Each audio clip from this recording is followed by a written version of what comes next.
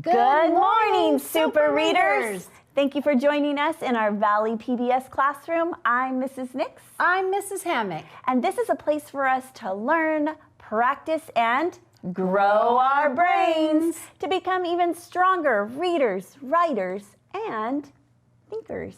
So let's get started by warming up our brains with some ear training called Daily Phonemic Awareness. Now, today we're going to work on a little bit of categorization, just like what we worked on Monday, where I'm going to give you 3 words. We're going to listen really carefully to those ending sounds, because the words that have the same ending sounds go together, but there's going to be one that doesn't belong. Okay. And we got to be able to identify that one. Okay, are you ready? So here are the 3 words. Okay.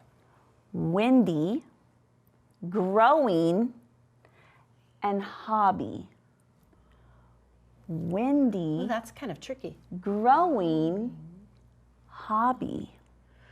Okay, at first I thought they all had the same ending sound, because windy, growing, but then if you put the on the end, you can hear it, and hobby. So windy and hobby are the same, but growing is not.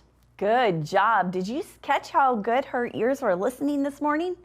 Did you figure that out too? Great job. Okay, let's try another one. All right, 3 words. Here we go. Body, icy, and hand. Body, icy, hand. Okay, now this one was a little bit easier because of the order that she put them in. So body and icy, I was listening and they're like right next to each other. And then hand. It's the oddball. It is. Good job. Did you get it? Great. All right, one more. How about this one? Believe, sunny, rocky. Ooh. Okay. Believe, sunny, rocky. Okay. Believe is the one that does not match, because rocky and sunny both have the E sound that we've been working on all week. You are doing a great job. Thank you. And I know that you are doing a fantastic job. Keep listening to those ending sounds. They can get a little tricky, but I know you can do it when you're practicing. All right, you know what else I love to practice? Is it time? It's time. Let's do a little bit of some dancing and singing. So, here we go. So it's nice and smooth here in the beginning, just how we like to wake up, right? Oh, this is nice. All right, we're gonna add a little bit of movement here. Ooh. Oh, 2 times, sorry. 2 times.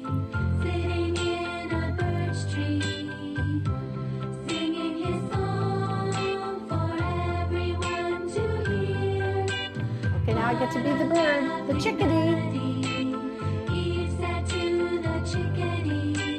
Oh, sorry.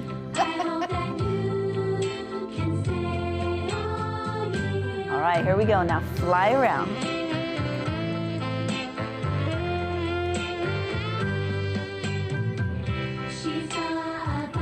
Oh, bumblebee. Buzzing round the apple tree, visiting flowers one by one. Where is your family? He said to the bumblebee. Come with me and we'll have some fun. Ooh, these happy memories. These cheerful melodies, the chickadee and the bumblebee. Ooh, I heard a lot of E. I did too. Lots of E words. Ta-da! That was fantastic. Nice. So now we got to hear some sounds. We got to sing a song that was filled with our sounds. That's right.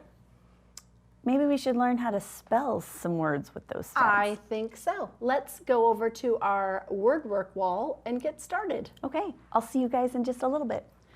All right, word work. This week we're doing the long E sound.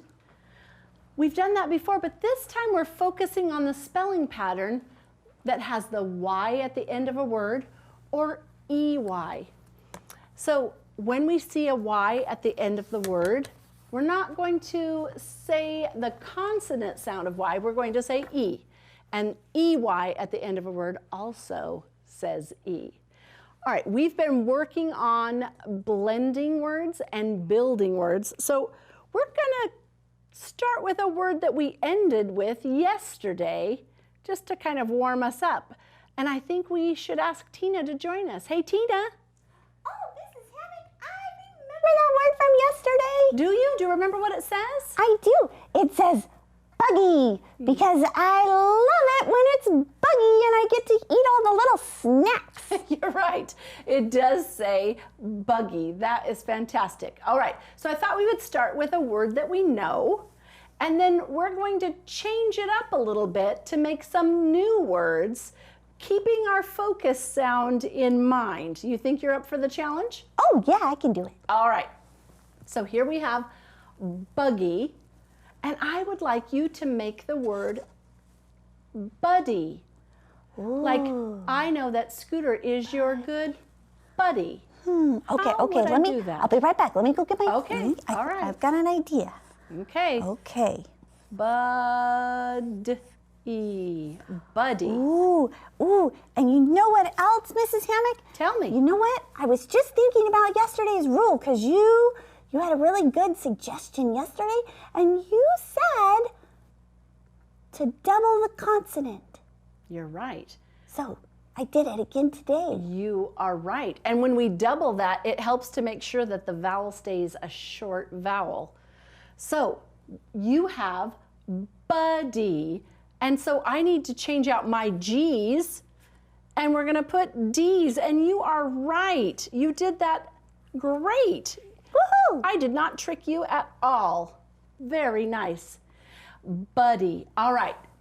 Let's change buddy to bunny. Bunny. Like yes, soon, yes. Okay. it will be time for the Easter bunny to show up. Bunny. What do you think? Okay. Bunny. Okay. So I was thinking about with this one, Oh. and I just had to change the D to Oh, and I had to make sure that there were two of them. you are right. Let me change mine. So I have the B says b.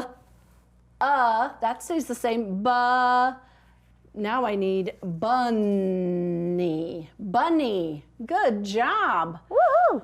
Okay, so we had buggy to buddy to bunny. Do you see how they're, when you make one word, you can change a few letters to make a whole bunch of words that you know.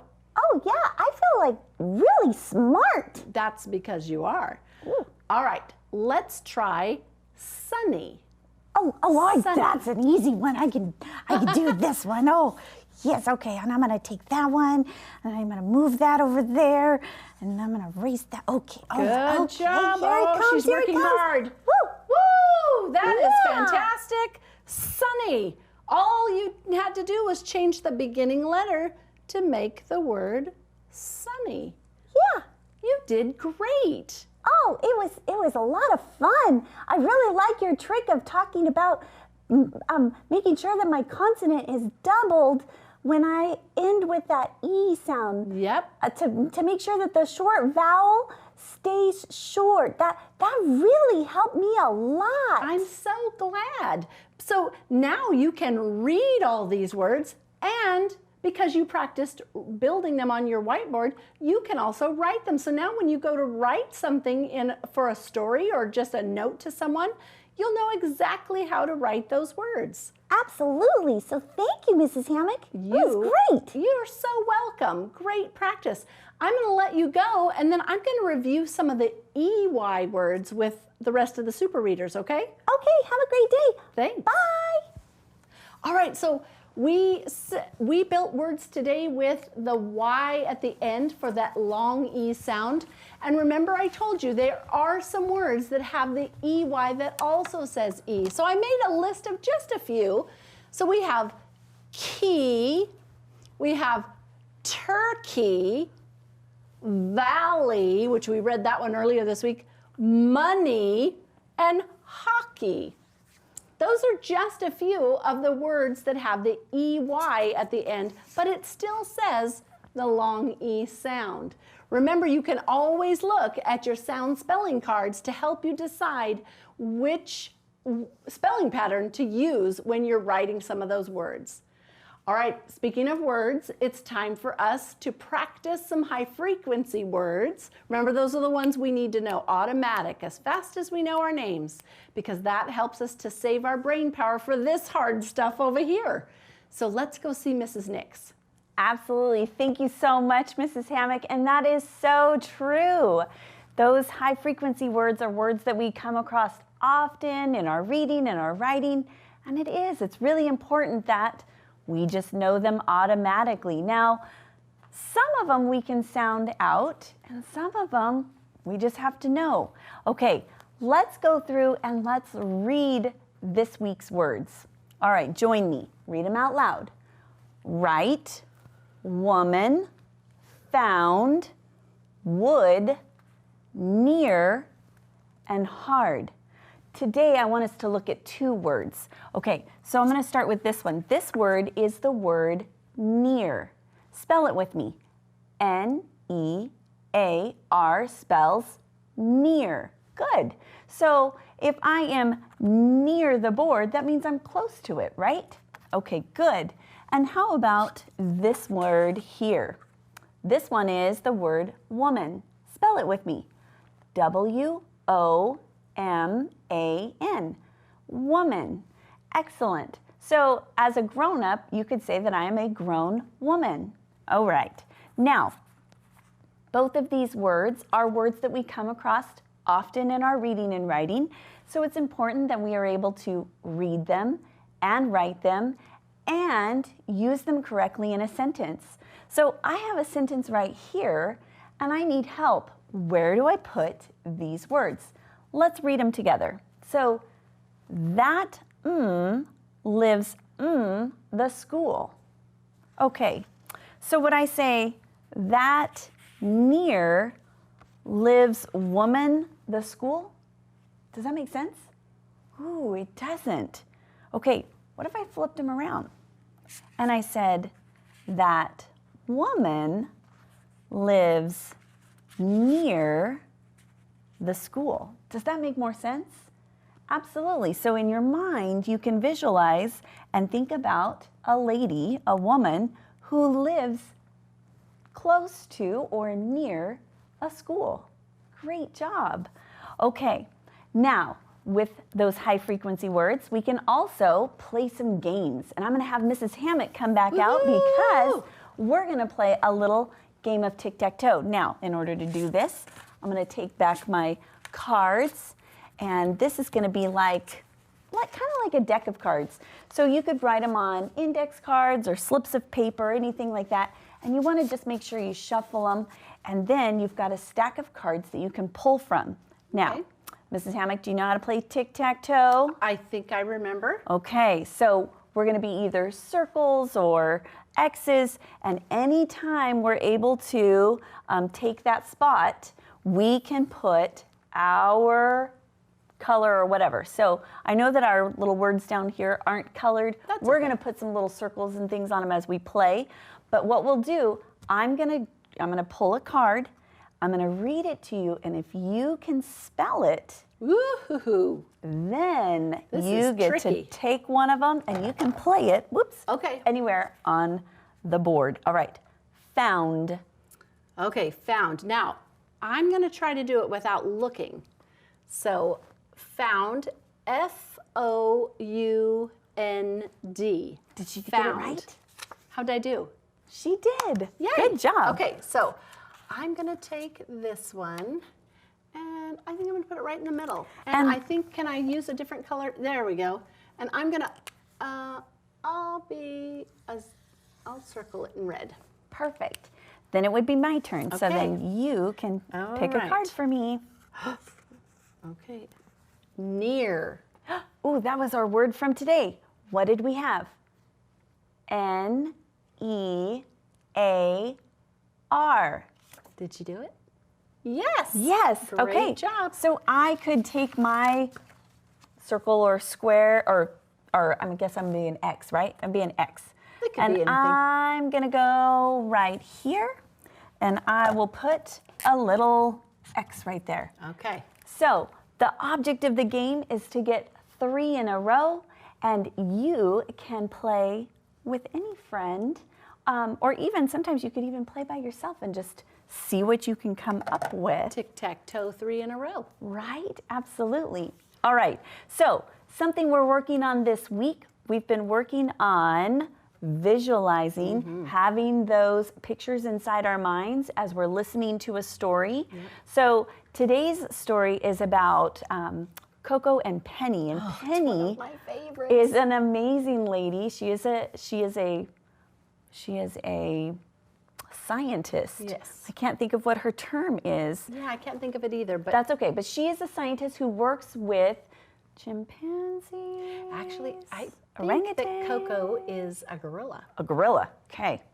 And we're gonna find out all about that. So knowing what a gorilla is would be very important because in our minds, we have to picture and visualize what's going on. The second thing that we've been working on is sequencing. And so knowing what happens first, what happens next, what happens last. Sequencing is pretty important. We would not want to put our shoes on first and then our socks. Oh, that That wouldn't work. doesn't make sense. So, sequence matters. So, as you're listening today, make sure you're paying attention to how the story is told and make sure you're visualizing. We'll see you back here in just a minute. How do people work with animals? Read about a gorilla who can do amazing things. Coco and Penny. What does a special teacher help Coco the gorilla do? Coco is a gorilla.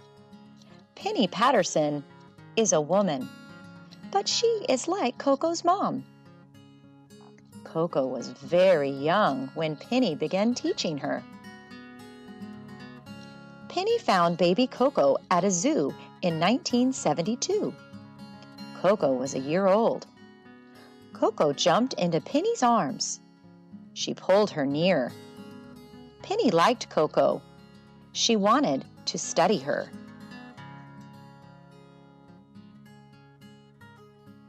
Penny wanted to teach Coco words. She showed her hand signs and signals.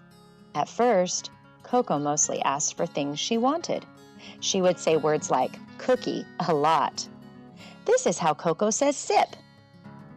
This is how Coco says that she loves something. This is how Coco says toothbrush. But soon, Coco could say more.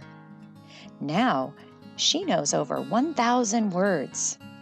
When she is happy, Coco shows a smile. When she is sad, she points to her eyes. This means cry. Coco is really clever.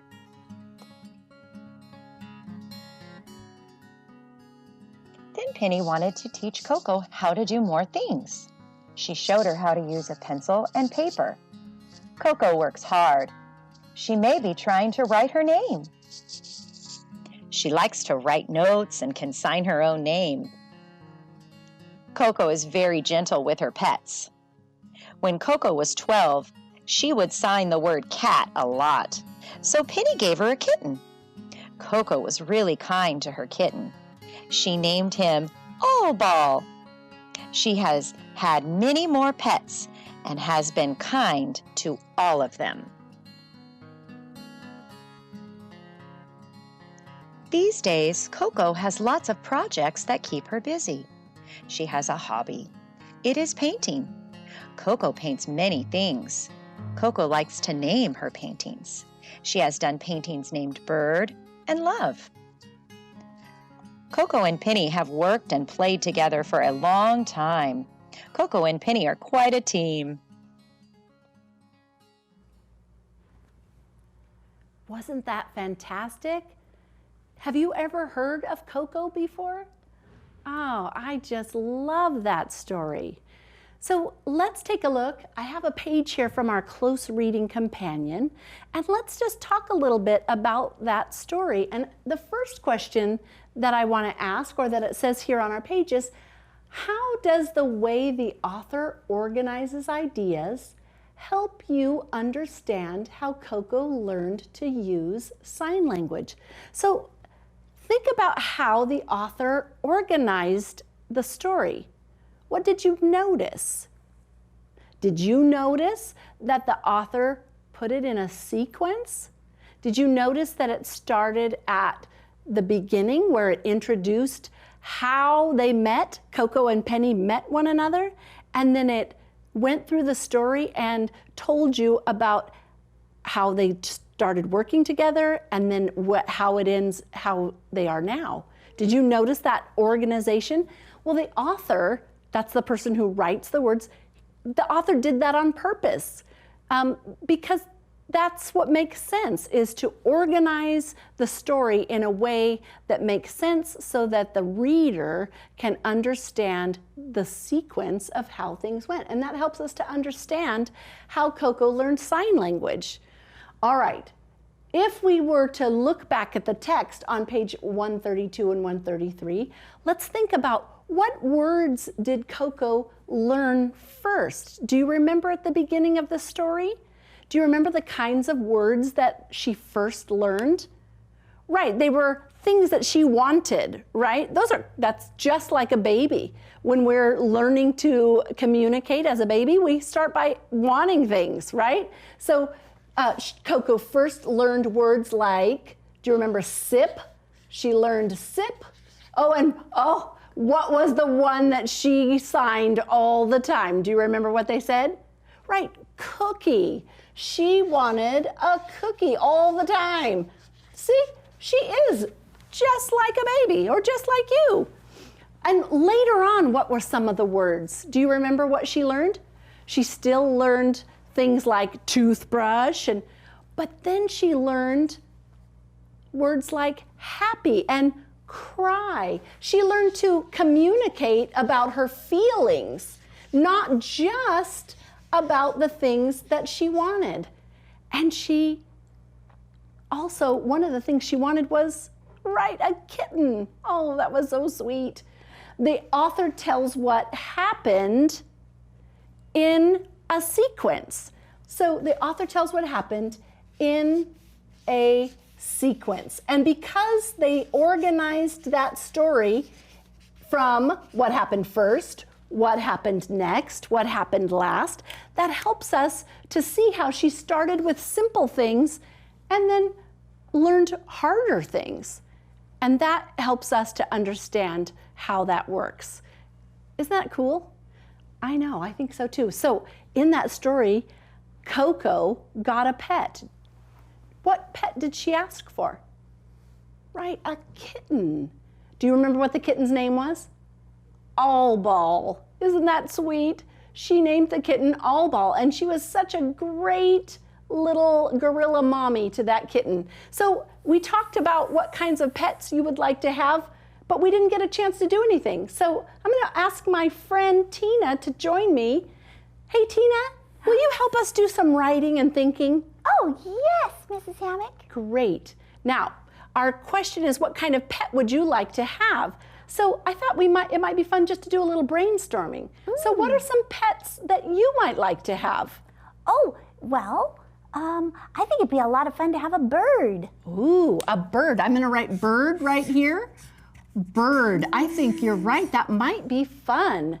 Might be fun. Oh, And what was Coco's pet? Oh, she wanted a kitten. Right, so I could write kitten here too. And I'm just gonna make a little brainstorm here, and then I can make some sentences with it later. Can you think of another animal that might be a fun pet? A lot of people like to have a dog. They do, and a lot of people do have a dog. Well, let me think about this, and I'm gonna see if we can think of some more, and you can go, but thank you for your good thinking. All right, I'll see ya. I appreciate you. So we have bird, kitten, and dog, and then we could write a sentence about why that choice would be a good choice for a pet. That's all the time we have for today. Which is awesome, and we can't wait to see you back here tomorrow at Valley PBS. Take care. Bye.